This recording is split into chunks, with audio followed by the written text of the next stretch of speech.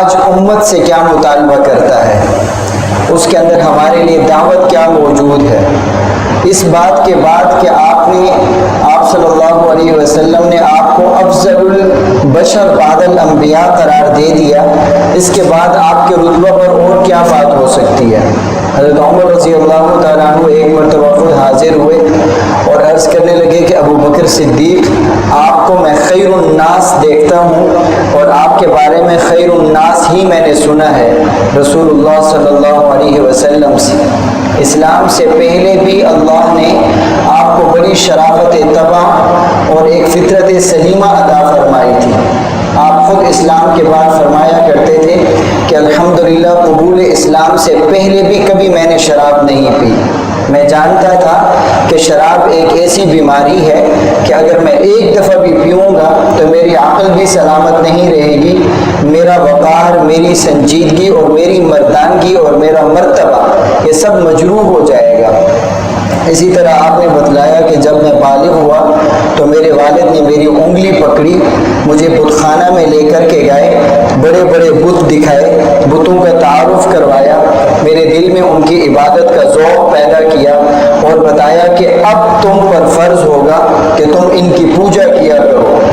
یہ کہنے کے بعد اور شوق دلانے کے بعد آپ کے والد خود نکل گئے اور تنہا چھوڑ دیا بتوں کے ساتھ تاکہ اب ان کی دل لگی بڑھے۔ ابو بکر صدیق فرماتے ہیں میرے دل میں آیا کہ یہ اتنے بڑے بڑے معبود ہیں اور ابا جی نے نسلوں سے ان کا تعارف کروایا ہے، ہمارے آباء و اجداد ان کے پاؤں میں بچھا کرتے تھے، میں ذرا ان سے ایک دو باتیں تو پوچھ لوں۔ کوئی بھی نہیں تھا، اکیلے تھے، تو سب سے بڑے بت کے قریب گئے اور اس کو کہنے لگے مجھے بھوک لگی ہے۔ اس کے بعد دیکھتے رہے وہ جوں کا توں کھڑا رہا، کچھ کرتا ہی نہیں تھا۔ پھر کہنے لگے مجھے پیاس لگی ہے، تب بھی بت کو ٹھس سے مس بھی نہیں ہوا۔ کہنے لگے مجھے لباس پہنائیے، یعنی میں ننگا ہوں، مجھ کو ضرورت میری پوری کیجیے لباس کی، تب بھی بت کو کوئی فرق نہ ہوا۔ انہوں نے ہاتھ اٹھایا اور ایک بت کو دھکا دیا، اونجا منہ گر گیا، اور یہ دیکھتے رہے کہ کبھی اپنے آپ کو کھڑا کرے گا۔ یہ وہ سوالات تھے جو ان کی عقل نے خود ان کے دل میں پیدا کر دیے اللہ کے فضل سے کہ تم ایک سمجھدار آدمی ہو، ہاتھوں سے بنی ہوئی مورتی کے سامنے تمہیں پیش کر دیا گیا ہے، تو یہ عقل و فراست، یہ طبیعت، یہ سلامت، یہ پھر کس کام کی ہوئی اگر ایک پتھر ہی کے سامنے جھکنا ہے۔ آپ کا مرتبہ قبول اسلام سے پہلے بھی لوگوں میں صاحب عزت سمجھے جاتے تھے اور قبول اسلام کے بعد تو پھر افضل البشر ہوئے۔ لیکن پھر وہی بات عرض کروں گا کہ آپ کے رتبہ پر بات کرنا مقصود نہیں ہے، اصل میں جو آپ کو لقب ملا ہے صدیق ہونے کا، یہ اس امت کا سب سے پہلا لقب ہے۔ اس کے بعد اگر کائنات میں لوگ صدیق پیدا ہوئے بھی ہیں اور ہوں گے بھی صحیح، لیکن رتبہ کے اعتبار سے آپ سید الصدیقین ہیں۔ آپ کا لقب ہمیشہ برتر اور بالا رہے گا، اور صدیق کا عربی زبان میں کئی مطالب ہیں۔ ایک مطلب تو سادہ سادہ یہ ہے کہ سچ کے اندر جو انتہا کو پہنچ جائے، اور ایک جو تفسیر اس کی بڑی معروف ہوئی ہے وہ یہ ہے کہ علم اور عمل میں کہیں پہ بھی منافات نہ ہو، 1% بھی علم اور عمل میں ٹکراؤ نہ ہو، تو ایسے بندے کو صدیق کہتے ہیں۔ صدیق اکبر رضی اللہ تعالیٰ عنہ نے اسلام کے بارے میں جتنا بھی جانا اتنا ہی 100% عمل کیا۔ ایسا بالکل نہیں ہوا کہ آپ کو علم تو ہوا کسی بات کا، 1000 باتوں کا علم ہوا اور آپ نے 999 پہ عمل کیا اور ایک بات کو ترک کر دیا۔ مورخین اور سوانح نگار کہتے ہیں کہ آپ نے جتنا علم حاصل کیا اس کے خلاف زندگی میں رتی بھر بھی ارتکاب نہیں کیا۔ آپ کا یہ لقب جو صدیقیت کا ہے کسی اور صحابی کو آپ نے نہیں عطا فرمایا۔ اس کے پس منظر میں اصل میں جو 2 واقعات ہیں وہ جاننے چاہیے۔ حضرت ابو بکر صدیق رضی اللہ تعالیٰ عنہ اور آپ صلی اللہ علیہ وسلم کا تعلق نبوت سے پہلے بھی تھا۔ اس کی وجہ یہ کہ ابو بکر صدیق رضی اللہ تعالیٰ عنہ قریش کے اونچے خاندانوں میں تھے اور آپ بھی بڑے صاحب نسب تھے، اور 8 پشتوں میں جا کر ابو بکر صدیق رضی اللہ تعالیٰ عنہ اور آپ صلی اللہ علیہ وسلم کا رشتہ 8ویں نسل میں جا کر جڑ بھی جاتا ہے۔ تو ایک خاندانی تعلق، رشتہ داری کا تعلق، قبیلے کا تعلق بھی تھا۔ پھر ویسے بھی کسی سوسائٹی میں شریف آدمی کا شریف آدمی سے تعلق ہوتا ہے، اور جو بدتمیز لوگ ہوتے ہیں، شریر لوگ ہوتے ہیں، ان کا شریروں سے تعلق ہوتا ہے۔ تو آپ صلی اللہ علیہ وسلم کے ساتھ ظاہر شرفاء کی دوستی ہونی تھی، اور یہ بڑے شریف الطبع تھے، تو اسلام کے اعلان سے پہلے دونوں کا تعلق موجود تھا، بلکہ دوستی تک معروف تھی کسی حد تک۔ ایک روز ایسا ہوا کہ صدیق اکبر رضی اللہ تعالیٰ عنہ کو کچھ لوگوں نے بتایا ہے کہ آپ کے جو دوست ہیں محمد، آپ کو پتہ چلا انہوں نے ہمارے بتوں کو ناحق کہہ دیا ہے، انہوں نے اعلان کر دیا کہ یہ جو 360 بت تم نے بیت اللہ میں رکھی ہیں، یہ سارے کے سارے ناحق ہیں، اور ہمارا ایک اور معبود ہے۔ اس پہ قریش اور مکہ کے لوگ تو بالکل ہل گئے تھے، تسلیم کرنے کے لیے تیار نہیں تھے۔ ابو بکر صدیق رضی اللہ تعالیٰ عنہ نے یہ بات سنی، چل پڑے، آپ صلی اللہ علیہ وسلم کی خدمت میں حاضر ہوئے، بہت مختصر سوال کیا، میرے دوست کیا آپ نے مکہ کے لوگوں کے بتوں کو ناحق کہہ دیا ہے؟ آپ نے فرمایا ہاں، میں سچا نبی بنا دیا گیا ہوں اور بنا کر بھیجا گیا ہوں، میں نے ایک اللہ کی توحید کا اعلان کر دیا ہے، اللہ کے سوا 360 یا کچھ بھی عدد ہوں سب باطل ہیں، اور میں نے باطل ہونے کا اعلان کر دیا ہے۔ تو فوراً دونوں ہاتھ آگے بڑھائے، ہاتھ ملائے، عرض کرنے لگے کہ اے اللہ کے رسول مجھے کلمہ پڑھا دیجئے۔ مکہ کی زمین پر یہ پہلا لفظ ابو بکر صدیق نے نکالا رضی اللہ تعالیٰ عنہ، اور آپ نے ذرا بھی کوئی تصدیق کا، تائید کا، تحقیق کا ایک بھی سوال نہیں کیا، بلا چون چرا آپ نے ایمان کو قبول کیا، اسلام کو قبول کیا۔ حالانکہ جو رواج چلا تھا اس کے بعد بھی ان لوگوں کا حق بھی تھا کہ آپ جس کو بھی دعوت دیتے تھے کہ اسلام لاؤ، تو لوگ کہہ دیتے تھے کہ جو قبول کرنے والے تھے وہ بھی کہہ دیتے ابا سے پوچھوں گا، اماں سے پوچھوں گا، بڑے سے پوچھوں گا، تحقیق کروں گا۔ ایک انسانی تقاضا تھا۔ بچوں میں حضرت علی کتنے چھوٹے تھے، آپ صلی اللہ علیہ وسلم نے فرمایا علی کلمہ پڑھو، کہنے لگے ابو سے پوچھوں گا۔ لیکن ابو بکر صدیق رضی اللہ تعالیٰ عنہ وہ واحد صحابی، پہلے صحابی، رواج عام ہونے کے بعد تو پھر اسلام قبول کیا لوگوں نے، لیکن آپ پہلی مرتبہ جب اعلان فرما رہے تھے کوئی تحقیق کا سوال نہیں کیا اور اپنا آپ پیش کر دیا، اور اس کے بعد آپ مسلمان ہو گئے۔ اس واقعہ کے بعد ایک کافی عرصہ گزرا، پھر ایسا ہوا کہ رسول اللہ صلی اللہ علیہ وسلم مسجد حرام میں تشریف فرما تھے، اور تقریباً وقت چاشت کا تھا، اشراق کے بعد کا وقت تھا یا نزدیک اشراق کا وقت تھا۔ تو آپ صلی اللہ علیہ وسلم فکر و سوچ میں تھے۔ ابو جہل پاس سے گزرا، مذاق کے انداز میں کہنے لگا محمد پھر کوئی نئی خبر آئی ہے کیا؟ مطلب وہ مذاق اڑایا کرتے تھے کہ آپ کے اوپر تو پتہ نہیں کہاں سے خبریں آ جاتے ہیں، نئی نئی باتیں آپ بتاتے ہیں۔ آپ صلی اللہ علیہ وسلم نے فرمایا ہاں مجھے معراج کی سیر کروائی گئی ہے۔ کہنے لگا وہ کیا ہوتی ہے؟ آپ صلی اللہ علیہ وسلم نے فرمایا تم جانتے ہو کہ میں رات کو اس مسجد سے مسجد اقصی لے جایا گیا ہوں، وہاں جا کر میں نے آدم علیہ السلام سے لے کر عیسیٰ علیہ السلام تک تمام انبیاء کو نماز پڑھائی ہے۔ اس کے بعد براق کے ذریعے مجھے ساتوں آسمانوں سے اوپر عرش معلیٰ کے پاس لے جایا گیا، وہاں میں نے اللہ سے ملاقات کی ہے اور اللہ نے مجھے کچھ عطا فرمایا ہے۔ اس کے بعد میں پلٹ کے آیا ہوں۔ تو ابو جہل مذاق کرنے لگا اچھا رات کو آپ فلسطین چلے گئے تھے اور پھر فلسطین سے آسمان بھی چلے گئے تھے اور ابھی ہمارے ساتھ باتیں بھی کر رہے ہیں، یہ کیسا واقعہ ہے؟ کہنے لگا اے محمد آپ میں یہ اتنی طاقت ہے کہ جو واقعہ مجھے اکیلے سنا رہے ہیں میں قریش کو جمع کر دوں سب کو سنائیں گے؟ آپ نے فرمایا ضرور سناؤں گا۔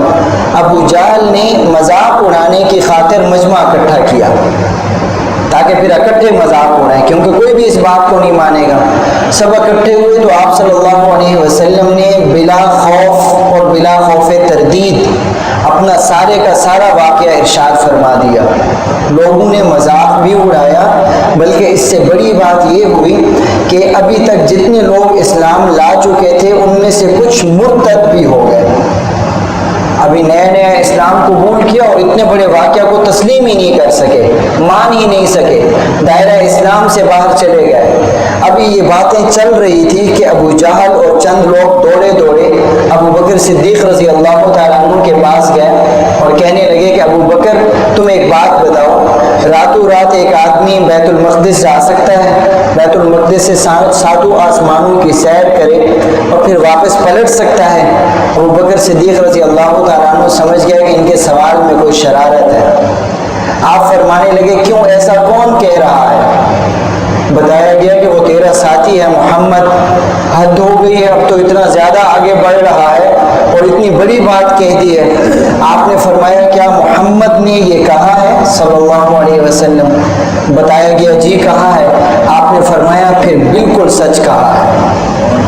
تو رسول اللہ صلی اللہ علیہ وسلم نے صدیق اکبر رضی اللہ تعالیٰ عنہ کو، ایک روایت میں آتا ہے کہ قبول اسلام کے واقعہ پر صدیق فرمایا، اور ایک روایت میں آتا ہے کہ واقعہ معراج کی تصدیق جو بلا چون چرا کی ہے اس موقع پر صدیق فرمایا ہے۔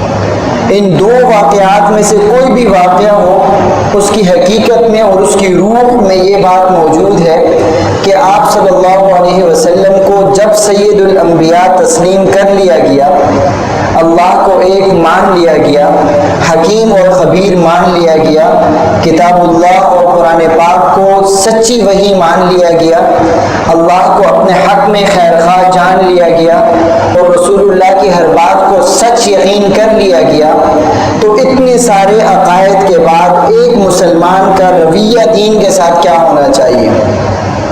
ہم نے اسلام قبول کیا ہے اور ہم نے بنا سوچے سمجھے قبول کیا ہے، کیونکہ ہم مسلمانوں کے گھروں میں پیدا ہوئے، اللہ کے فضل سے اسلام ہماری گود میں آ گیا، ہم نے کوئی جستجو نہیں کی، کوئی جد و جہد نہیں کی، اسلام کو نہ سیکھا، نہ پوچھا، نہ تاچا، نہ پڑھا، نہ جانا، لیکن پھر بھی ہم کو اسلام مل گیا۔ لیکن کیا ہم نے اسلام کو سچ میں قبول کیا ہے؟ یہ سوال کچھ الفاظ نہیں ہے، ایک حقیقت ہے۔ اپنے آپ سے اور ایک دوسرے سے ہم پوچھ سکتے ہیں کہ ہم نے اسلام کو واقعی قبول کیا ہے؟ آپ صلی اللہ علیہ وسلم کو بے مثال مانا ہے، بے مثال سچا مانا ہے، بے مثال باکردار مانا ہے، تو پھر نبی کی ایک ایک بات سننے کے بعد مسلمان عمل میں تأمل کیوں کرتا ہے؟ دیکھیے یہ بات میں ہرگز نہیں کہتا کہ گناہ نہیں ہونا چاہیے، کبھی بھی غلطی نہیں ہونی چاہیے، کبھی بھی ایسا نہیں۔ اسلام کو قبول کیا، اعمال کو قبول کیا، پھر ان کو اختیار کیا، پھر وہ کبھی چھوٹ گئے، اس پر کوئی اعتراض نہیں ہے۔ لیکن مسلمان نبی کریم کی بات سنتا ہے اور 40 برس تک سنتا رہتا ہے اور بڑے آرام سے سن کر چلا جاتا ہے، کیوں اس کے سر پہ جوں تک نہیں رنگتی کہ آپ صلی اللہ علیہ وسلم نے جس گناہ کی پاداش میں جہنم کی وعید سنائی ہے مجھ کو وہ چھوڑنا چاہیے؟ اس کے باوجود کسی امید پر وہ گناہ مستقل کیا جاتا ہے، اور جس نیکی کے اوپر جنت کی بشارت سنائی ہے مجھ کو وہ اپنا لینی چاہیے۔ یہ رواج، یہ رسم، لوگوں کا دیکھ دکھاؤ، طبیعت کا رجحان اور اپنی خواہش نبی کریم کے ارشادات پر کیوں غالب ہے، کیوں راجح ہے؟ یہ ایک سوال ہے۔ بے عملی کے اوپر سوال ہے، بد عملی کے اوپر سوال ہے، کبھی کبھی کے گناہ پہ نہیں ہے۔ یہ بات اس لیے عرض کر رہا ہوں کہ کبھی ایک دو گناہ ہو جانا اور اس پہ توبہ کر لینا اللہ کو پسند ہے۔ دیکھیے یہاں تک ارشاد پاک موجود ہے، آپ نے فرمایا کہ اگر تم لوگ صبح سے لے کر شام تک کوئی گناہ نہ کرو، شام سے لے کر صبح تک کوئی گناہ نہ کرو اور بالکل توبہ کی ضرورت بھی نہ آئے، تو اللہ اس بات پہ قادر ہے کہ تم سب کو لے جائے اور ایک بہترین اور امت لے آئے، یذنبون و یستغفرون، جو کبھی کبھی گناہ بھی کریں اور پھر اللہ کے سامنے رجوع کریں، گنگنائیں اور توبہ کریں۔ اس لیے کبھی کبھی گناہ ہو جانے پر یہ بات نہیں ہے، مستقل کسی سنت کو ترک کرنے پر ڈٹ جانا، کسی حکم کو ترک کرنے پر ڈٹ جانا، کسی فرض کو ترک کرنے پر ڈٹ جانا، اور یہ امید رکھنا کہ اس کے باوجود میں معاف کر دیا جاؤں گا، میں بخشا جاؤں گا، یہ امید بھی دور کی بات ہے۔ دل میں کھٹکا تک نہ ہونا، اندیشہ بھی نہ ہونا کہ میں غلط کر رہا ہوں، اس کے باوجود صبح ہنسی گزرتی ہیں، شامیں ہنسی گزرتی ہیں، کھانا پینا بدستور، صحت دن بدن بڑھتی جا رہی ہوتی ہے، تیاریاں، خوبصورتیاں، میل جول سب الحمدللہ بہت اچھا گزرتا ہے۔ ایک مسلمان کے دل پر غم کا ایک آنسو بھی آنکھ کے اندر سے نہیں ٹپکتا کہ اسے یہ احساس ہو کہ ایک گناہ پچھلے 20 برس سے کر رہا ہوں۔ بہت نزدیک سے مجھے ایک سوال کرنے کی اجازت دیں اگر ناراض نہ ہوں، جتنا نزدیک بیٹھے ہوئے ہیں اتنا نزدیک سے ایک سوال کر رہا ہوں۔ آپ صلی اللہ علیہ وسلم کے کچھ ارشادات ایسے ہیں جن کو ہم روزانہ بڑی زوردار طریقے سے توڑتے ہیں اور اتنی ڈٹائی کے ساتھ توڑتے ہیں، سچ مانیے کہ خطیب اور منبر والا اب کہہ نہیں سکتا، اس لیے کہ پوری سوسائٹی توڑتی ہے، پورا مجمع توڑتا ہے، سب سننے والے توڑتے ہیں، مولوی صاحب کو جو ادب سے ملتے ہیں وہ بھی توڑتے ہیں، جو تعریف کرتے ہیں آپ کا بیان بہت اچھا ہے تو خواہ ان کے خلاف بات کر کے بندہ کیا کرے گا۔ ہم مل کر اتنی اجتماعیت کے ساتھ سنت کو ترک کرتے ہیں کہ ہم کو نصیحت کرنے والا خود لرز جاتا ہے، اس کو خود اپنے مستقبل کے لالے پڑ جاتے ہیں، اس کو پتہ ہے وہ کٹ جائے گا، تنہا ہو جائے گا۔ سچ جانیے اور سچ مانیے۔ دیکھیے آپ صلی اللہ علیہ وسلم نے 5 سے زیادہ صحیح ارشادات میں ٹخنوں سے نیچے شلوار رکھنے کے اوپر جہنم کی صاف ستھری وعید سنائی ہے، بالکل صاف۔ بلکہ ایک روایت میں فرمایا کہ اللہ نظر رحمت سے دیکھیں گے ہی نہیں اس آدمی کو جو شلوار ٹخنوں سے نیچے رکھتا ہو۔ عرصے سے سنیے یہ بات، سمجھیے پہلی دفعہ ابھی سن رہے ہیں۔ کیا صدیق جیسا دل ہے کہ یہ بات سنی اور بغیر کسی دلیل کے قبول کی اور باہر نکلے اور عزم کر کے دکھایا کہ آج میرے محبوب کا پیغام آیا تو میں نہیں چھوڑوں گا؟ یہ اصل میں میرا سوال تھا کہ ہم نے کیا واقعی اسلام قبول کیا ہے؟ کلمہ پڑھنے کے بعد ایک حکم جو نافذ ہوتا ہے، ہماری طرف متوجہ ہوتا ہے، اس کو سننے کے بعد پھر سوسائٹی متوجہ ہوتی ہے کہ ایسا نہ کرو برے لگو گے، آفس متوجہ ہوتا ہے، کولیگز متوجہ ہوتے ہیں، خواہش متوجہ ہوتی ہے، یہ سب لوگ روک رہے ہوتے ہیں، اسلام دعوت دے رہا ہوتا ہے، تھوڑی ہی دیر میں نبی پاک کی بات بھول جاتی ہے، محبوب خدا بھی بھول جاتے ہیں، اللہ بھی بھول جاتے ہیں اور سب لوگ بہت یاد آتے ہیں۔ بتائیے کہ اسلام کو ہم نے سچ میں قبول کیا ہے؟ میں نے عرض کیا اسلام ملا ہے، اسلام آیا ہوتا بیچ میں اور ہم ماننے والے ہوتے، ہم کو قبولیت کی چوائس دی جاتی تو سچی بات ہے اعتراض کر کر کے ہم شاید معاذ اللہ اسلام کے دامن سے جڑتے بھی نہیں۔ ہم کو عادت ہے اعتراض کرنے کی اور ہم کو عادت ہے تعویلات کرنے کی۔ اگر ابھی بیٹھے بٹھائے یا چلتے ہوئے 30-40 برس میں اسلام کے 5-6 احکام کو ہم مسلسل توڑ رہے ہیں، سوچئے آج صبح اسلام آتا تو ہمارے لیے یہی دشواری ہوتی کہ مجھ سے یہ بھی نہیں ہوتا، مجھ سے یہ بھی نہیں ہوتا، مجھ سے یہ بھی نہیں ہوتا۔ اگر زیادہ سے زیادہ ہے تو میں آپ کو صبح سلام کرنے آ جاؤں گا، آپ کو لباس بھی پہنا دوں گا، گھر میں ہدیہ بھی دے دوں گا۔ اگر نبی آ جاتے ہم ادب ضرور کرتے، پیار کرتے، ان کے نام کا نعرہ لگاتے، ہار گلے میں ڈال دیتے، لیکن ہم کو ہماری زندگی پہ چھوڑ دو، اس بات کا مطالبہ ہم کر دیتے۔ یاد رکھیے رسول اللہ صلی اللہ علیہ وسلم جب تشریف لائے تو آپ کو یوں ہی پیر و مرشد مانا گیا تھا۔ 40 برس کی سچائی کا صحرا آپ کے سر تھا، 40 برس کی امانت، دیانت، صداقت اور معاشرے کے باکردار صالح نوجوان کا صحرا آپ کے سر پہ تھا۔ لوگوں نے کہا ہم سے مکہ کی پیداوار لے لو، مدینہ کی پیداوار لے لو، مکہ مدینہ میں سے آدھی سلطنت لے لو، مکہ اور قریش کی خوبصورت لڑکیاں لے لو، آپ کو سرتاج مانتے ہیں پر ہماری زندگی میں بدلاؤ کا نعرہ بند کر دو۔ یہ الگ بات ہے، ان کے رواجات مشرکانہ تھے، انہوں نے ان کو نہیں چھوڑا. ہمارے رواجات مشرکانہ نہیں ہیں، معصیت پر مبنی ہے. ایک لحاظ سے تو ہم بھی وہی کردار ادا کر رہے ہیں کہ انہوں نے اپنا رواج نہیں چھوڑا، ہم اپنا رواج نہیں چھوڑیں گے. بدقسمتی سے ان کا رواج دائرہ اسلام سے بالکل نکلا ہوا تھا.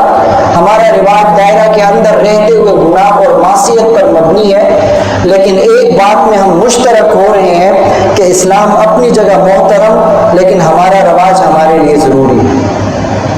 میں اس سے بھی اگلی بات عرض کروں گا، لیکن ناراضگی کے لیے بسط معذرت. آپ صلی اللہ علیہ وسلم نے داڑھی مبارک کی سنت کو، دیکھیں میں کسی ایک کی طرف خاص نگاہ نہیں دیکھ رہا، مجھے یوں ہی دیکھیے جیسے پہلے دیکھ رہے تھے، اور یوں ہی میرے بھائی رہیے جیسے پہلے رہ رہے تھے.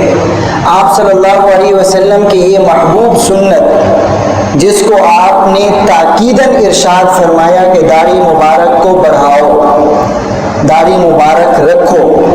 پھر فرمایا آدم سے لے کر مجھ تک تمام انبیاء نے داڑھی مبارک کو رکھا. پھر آپ نے سر کے بالوں سے زیادہ داڑھی مبارک کے بالوں کی صفائی ستھرائی اور تیل اور کنگھا کا اہتمام کر کے اپنی محبت کا اظہار فرمایا.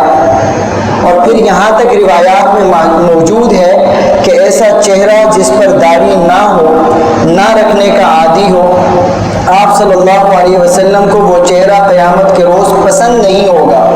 محدثین نے یہاں تک لکھا ہے کہ آپ اس چہرہ کو دیکھنا گوارا نہیں فرمائیں گے. اتنی سخت باتوں کے بعد امید کا کون سا گوشہ ہے جو ہمارے دل و دماغ میں ہے اور ہمیں تیار کرتا ہے کہ ابھی میری جوانی ہے. جیسے ایک جمعہ میں سوال آیا تھا کہ داڑھی زیادہ اہم ہے کہ شادی زیادہ اہم ہے، تو باقی زیادہ ہمیں اتنے اہم کام لگ رہے ہیں جس کے مقابلے میں ہم داڑھی مبارک کو اختیار نہیں کرتے.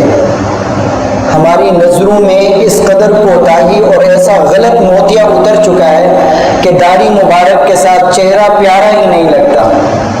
محبوب کبریا کائنات میں قرۂ ارض میں اللہ کی تخلیق میں جن سے حسین و جمیل کوئی بڑھ کر ہے ہی نہیں، آپ کے لیے اللہ نے اس چہرہ مبارک کو پسند فرمایا جس پر داڑھی مبارک کے بال ہوں. اگر ان سے کوئی بہترین پسندیدہ چہرہ ہوتا تو آپ کے لیے اسی کو اختیار کیا جاتا، وہی آپ کو دیا جاتا. اتنے پسندیدہ چہرہ کے بعد پھر ہم یہ سوچتے ہیں کہ نہیں ابھی ہم خوبصورت نہیں لگتے. ہمارے بڑے ہمیں کہتے ہیں ذرا تراش خراش اچھی کرو. ارے تیرا ستیہ ناس، تیری داڑھی کی عمر آ گئی ہے. اگر 20-22 سال میں کوئی داڑھی رکھ لے، ہمارے نمازیوں میں ایک نمازی بتا رہے تھے تو وہ کالج میں پڑھتے تھے، کسی عالم بزرگ سے ملنے گئے، انہوں نے کہا کہ میاں داڑھی رکھ لو. کہتے ہیں دل میں بات بیٹھی، میں گھر گیا، والد صاحب نے کہا تیرا ستیہ ناس، یہ تیری داڑھی کی عمر آ گئی ہے، ابھی تو تجھ کو بوڑھا ہونا چاہیے. جب تجھ میں گناہ کی طاقت ہی نہ ہو، خدا سے لڑنے کی طاقت ہی نہ ہو، معاذ اللہ، نافرمانی کا جذبہ باقی نہ رہے، تب جا کر عاجزی کر کے سر جھکا دینا اور داڑھی رکھ لینا. کس نے ہمیں ضمانت دی ہے کہ ہمارے پاس اتنی فرصت ہوگی؟ ان دو سنتوں کے علاوہ بیشتر بڑی سنتیں ہیں جن کو ہم نے باضابطہ طور پر چھوڑ رکھا ہے. ہم لوگوں سے ملتے ملاتے ہیں، ملاقات کا آغاز السلام علیکم سے کرتے ہیں، ٹیلی فون پہ السلام علیکم سے کرتے ہیں، لیکن فون بند کرتے ہیں تو اللہ حافظ کہتے ہیں. حالانکہ ملاقات کا آغاز جیسے السلام علیکم پر ہے تو ملاقات کا وداعی مرحلہ، جدا ہونے کا مرحلہ بھی السلام علیکم سے ہے. لیکن بہت بڑے طبقہ کو اس بات کا یا علم نہیں ہے، یا پھر پتہ نہیں بات پیاری نہیں لگتی ہے، یا پھر رواج کے خلاف ہے، واللہ عالم. فون کر لیا جائے اور بات ختم کی جائے تو میرے ساتھ جو ہوتا ہے، ہاں بات ختم کر کے میں کہتا ہوں السلام علیکم تو اگلا بندہ فون نہیں بند کرتا، کہتے ہیں مفتی صاحب کچھ کہنا چاہ رہے ہیں، مطلب ابھی آپ نے ملاقات کا دوبارہ آغاز کر دیا، کوئی نئی بات کہنی ہے کیا؟ حالانکہ السلام علیکم کہہ کر فون بند کیا جا رہا ہے. سنتوں پر خود نظر دوڑائیے. صدیقیت کا یہ مقام کہ آنکھیں بند کر کے جن کو خدا کا رسول مانا ہے تو ان کی بات کو زندگی کا سب سے بہترین اصول مانیے، اپنی زندگی کا مطالعہ کیجئے اور ساتھ والے دوستوں احباب کو بھی دعوت دیجئے. مجھے پتہ ہے، آپ کو بھی پتہ ہے کہ یوں کھلی دعوت دینا کوئی آسان کام نہیں ہے، لوگوں کے دل ٹوٹ جاتے ہیں. لیکن آپ اچھے انداز میں دعوت دیجئے. خدا کے دین کی دعوت دیتے ہوئے اگر لوگوں سے معافی بھی مانگ لی پہلے تو اس کا بھی اجر ہے. اس سے بھی شان کی قلت نہ تصور کیا جائے, شان کی قصر نہ تصور کیا جائے, اور دعوت کے مشن کو باقی رکھا جائے, تاکہ جس راہ پر ہم گامزن ہیں اگر وہ درست ہے تو دوسروں کو اس راہ پر آنا چاہیے. اللہ تعالیٰ ہم سب کو عمل کی توفیق عطا فرمائے. وآخر دعوانا الحمدللہ رب العالمین والعاقبۃ للمتقین والصلاة والسلام على سید الانبیاء وخاتم النبیین. ربنا ظلمنا انفسنا وان لم تغفر لنا وترحمنا لنکونن من الخاسرین. یا اللہ, دین کا جو حصہ سنا اور سنایا ہے اس کو سمجھنے اور عمل کرنے کی توفیق عطا فرما. یا اللہ, ہم سب کو کامل اور مضبوط ایمان نصیب فرما, عمل صالح کا جذبہ نصیب فرما. یا اللہ, اس مجلس کا پورا ثواب ہمارے والدین کریمین کو عطا فرما, ہمارے اساتذہ کرام کو عطا فرما, ہماری تربیت کرنے والوں کو عطا فرما, ہم پر احسان کرنے والوں کو عطا فرما, ان مجالس دینیہ کا انتظام کرنے والوں کو عطا فرما. یا اللہ, جملہ بیماروں کو شفاء کاملہ عاجلہ مستمرہ دائمہ نصیب فرما. ایک مفتی صاحب ہیں جن کی بھتیجی بیمار ہیں, آپریشن ہونے والا تھا اور ہو بھی گیا ہوگا. ان کی صحت کے لیے انہوں نے درخواست کی ہے. یا اللہ, ان کی مریضہ کو صحت کاملہ عاجلہ عطا فرما, شفاء دائمہ مستمرہ نصیب فرما. اللہ, تمام تر رکاوٹوں کا خود ازالہ فرما. اپنے فضل سے ان کو اور ان کے والدین کو اس غم سے نجات عطا فرما. تمام بیماروں پر اپنا کرم فرما, تمام مرحومین پر اپنا فضل فرما, تمام مغفورین کے درجات کو اپنے فضل سے بلند فرما. وصلی اللہ تعالی علی رسول خیر خلقہ محمد وعلی آلہ واصحابہ وازواجہ واہل بیتہ وذریتہ اجمعین برحمتک یا ارحم الراحمین. جزاکم اللہ.